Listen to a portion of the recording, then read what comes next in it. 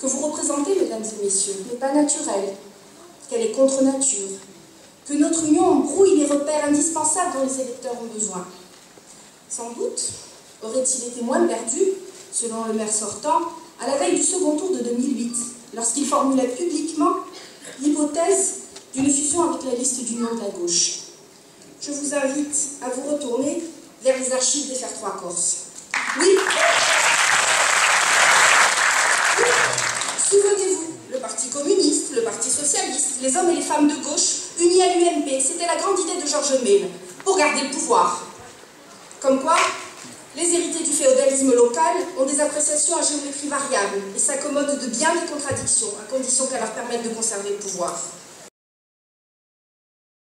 Je suis fier de cette liste, désormais rassemblée devant vous, car elle reflète le Porto-Vecchio d'aujourd'hui dans sa diversité.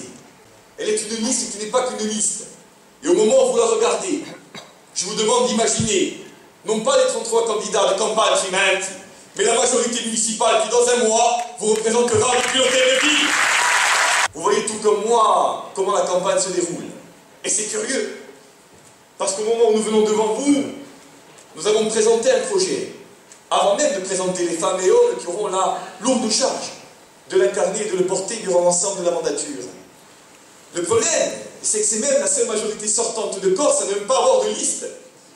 Alors imaginez un peu, aujourd'hui, nous sommes confrontés à des gens que nous ne connaissons même pas encore, qui alimentent le vaudeville porto-vecchien dalla Sacante una risata, en disant « Uta le fala, uta le kudat », ou « Letel a rendu le bip, letel a donné la clé, l'autre a ajouté le téléphone ». Bon, écoutez,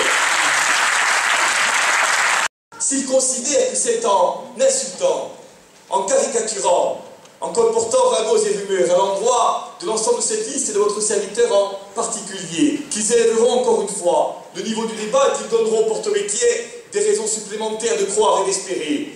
J'ose espérer et je sais. J'ose espérer et je sais. Eh bien, que comme souvent dans leur histoire, longue et tumultueuse, ils font encore une fois fausse route. Car ce qui soulève, ce qui fait vibrer, ce qui fait rêver l'ensemble des Porto-Vecchiens, ce n'est pas la rumeur, ce n'est pas la lective. Ce qui les fait croire et espérer, c'est le projet et l'équipe aujourd'hui rassemblée qui sont à même de le mettre en œuvre et de le réaliser. J'entendais récemment mon ami Michel Geraschi, avec lequel, je le dis humblement, j'ai commencé à militer, avec lequel j'ai débuté il y a quelques années, dans le militantisme actif. Entendre dire avec ses amis que dans cette élection, il avait peut-être 2 adversaires. Je voudrais dire ce soir que nous n'en avons aucun. Et que nous avons par contre un concurrent et un seul. Et que ceux qui, comme nous, avec des idées différentes, avec des chemins différents, avec une liste autre, se réclament de l'opposition, ont tout notre respect. Et que jamais, pour ce qui nous concerne, en tous les cas, d'ici au premier tour et au-delà, nous ne les critiquerons, ni nous ne les attaquerons. Nous ne trouverons pas d'excuses. Je n'ose pas croire, je ne veux pas imaginer que des gens qui se battent depuis des décennies contre la spéculation foncière et immobilière, contre la prédation du territoire, contre la politique du tout profit, en viennent à un moment donné, pour quelque raison que ce soit, et même inconsciemment, à faire le jeu de ceux qui, depuis un quart de siècle, un demi-siècle, sont ici aux responsabilités. Il est pressé, il court après les mandats.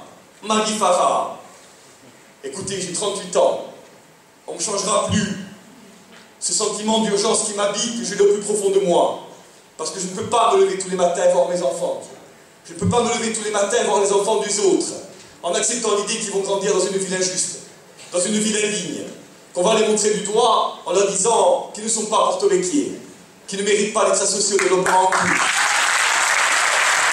Si la majorité actuelle devait rester demain, sacrifier notre territoire avec un projet de PLU injuste, avec une extension du port de plaisance démesurée, avec une politique irrationnelle en matière touristique et économique, nous sommes à un point de bascule. C'est le moment ou jamais. Ça a été dit notamment par Viviane. Si nous gagnons, Porto Rico ne sera jamais plus